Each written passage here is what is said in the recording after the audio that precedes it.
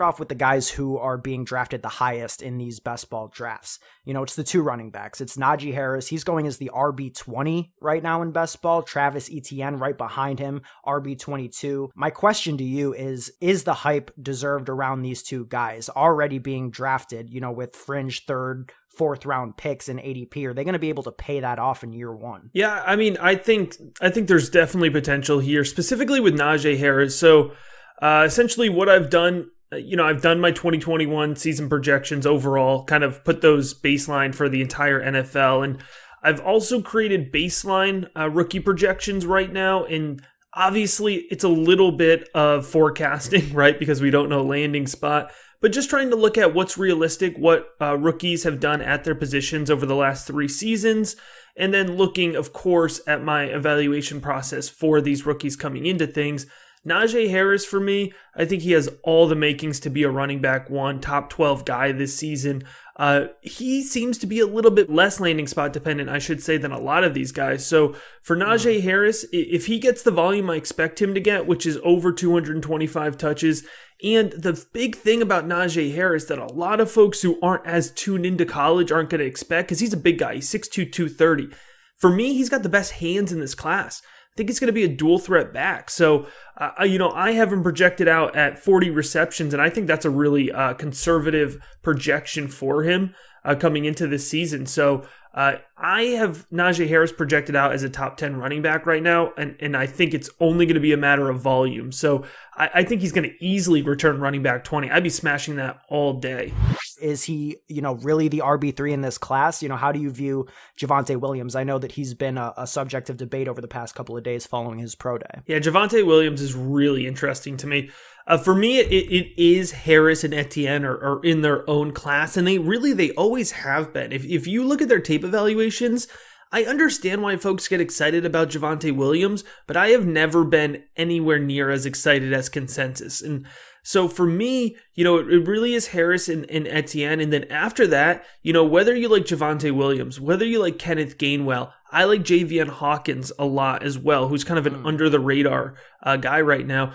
You're taking home run swings. You're stepping up to the plate and you're taking a swing, because they don't have anywhere near the type of floor. It's not the running back class that we've, had the pleasure of working with from last year, right? It doesn't have the same level of depth. So there really is a teardrop there for me. And with Javonte Williams, speaking specifically to his pro day, if you flip on his tape, man, you see a 4.5, a 4.6 guy. I never expected him to run fast. That's not the way he wins. So if you're looking for a projection, like for me, the best case scenario for Javonte Williams is kind of like a Josh Jacobs situation. I'm going to throw out a quick disclaimer, and it freaks some people out, but I got to tell you, Kyle Pitts, he's going to be on 32 NFL boards, right? Maybe let's say he's on 30 boards. There's always a couple teams. Nobody's on every board when it comes to draft night. I would bet that Kyle Pitts is on 3 to 5 NFL boards as a wide receiver. Now, is he going to get drafted as a tight end? Yes, probably, right? There's a really good chance when his name gets called, he's declared as a tight end. But I'm telling you, there is a possibility that he actually gets drafted as a wide receiver, which would just blow up in the face of folks drafting him as a tight end and hoping for that hit right now. I have him projected out right now as tight end 12 in his first season. And that's not knocking Kyle Pitts. I think he could be a really good player. I think he can make a quick impact in the league. I have him projected out at 49 receptions. That is more than any tight end, any rookie tight end has put up over the last 3 years. I don't like to make my sample size too much longer than 3 or 4 years, just because the NFL is consistently changing. So at 49 receptions, again, that's like the highest number in recent history.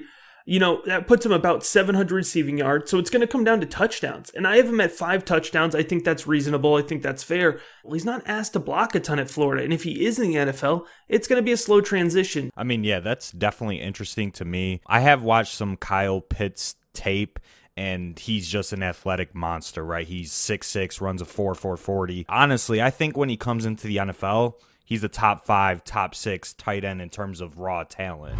On Twitter, something that really stood out to both of us, and it was your wide receiver rankings. And you had Devontae Smith ranked at 4 behind Terrace Marshall. Now, if you look in these best ball drafts, Marshall's going, I mean, God, almost 100 picks later than Smith. Smith is a guy who I know, the body type is a concern for some, but to see him, being drafted in the top 10 rounds and then see a guy like Marshall, who you're obviously high on as, a fringe 16th, 17th round pick, it seems like this might be a player that we need to really skyrocket onto our radars. Yeah, and just for clarity here, it's more of an endorsement for Terrace Marshall than it is knocking Devonta Smith.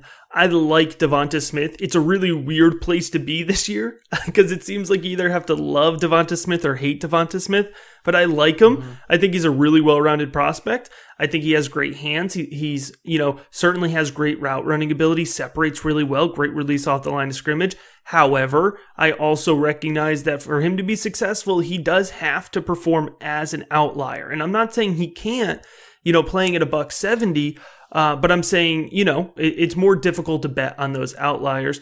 Now, when it comes to Terrace Marshall specifically, I love Terrace Marshall. I've really been trying to drive his hype train here over the last, few months. It seems like folks have kind of forgotten about him. He has great route running ability. He has really sticky hands. I love his hands. He wins downfield. He separates really well in the deep third of the field, and he has really good long speed moving downfield in a straight line or fluidity there, moving across the field with his route running ability. So for me, Terrace Marshall is the guy that if you specifically look at him in a fantasy football context, he's going to score touchdowns. And that's, I think, where his fantasy football production is going to come from. He's quiet right now. There's not a lot of folks hype on him, but from what I'm hearing from the NFL side of things and from what personally, I think he's a first-round wide receiver. That's my projection on him. What I'm hearing from the NFL is a high round 2 guy.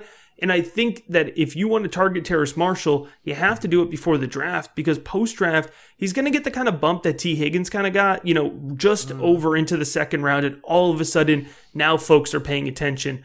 Even a guy like Michael Pittman got a little bit of a bump there, or Brandon Ayuk at the end of the first round. Justin Fields, that is a really fantastic prospect with some serious upside, not only in terms of his arm, but also his mobility.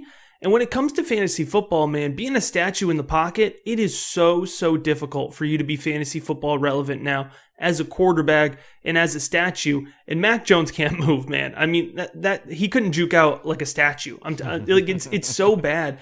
And Justin Fields, not only is he a mobile athlete, he throws really, really well on the run, but he reads like RPOs. He reads run action plays, and he can actually run designed plays really well, which is not something that every mobile quarterback can do. So he's a really dynamic dual threat guy. Could San Francisco move up to take Mac Jones at 3? Sure. I would be really disappointed in that front office for doing that. But hey, I've been saying all along, if the cards can line up and Justin Fields could fall to Carolina and land in Joe Brady's offense, like that is the dream. At that point, Justin Fields may be quarterback 1 for me over Trevor Lawrence, which is a wild thing to say. But Matt, do you think that this Zach Wilson to New York is like a done deal? I hope so, man. Because Zach Wilson for me is my quarterback 4 in this class, and I would love for him to fall on the New York Jets grenade, right? Just let's wipe out Zach Wilson, right? And let's just let him go to the Jets. And let's let Justin Fields thrive, and let's let Trey Lance land in a fun spot, and let's just move on with our lives.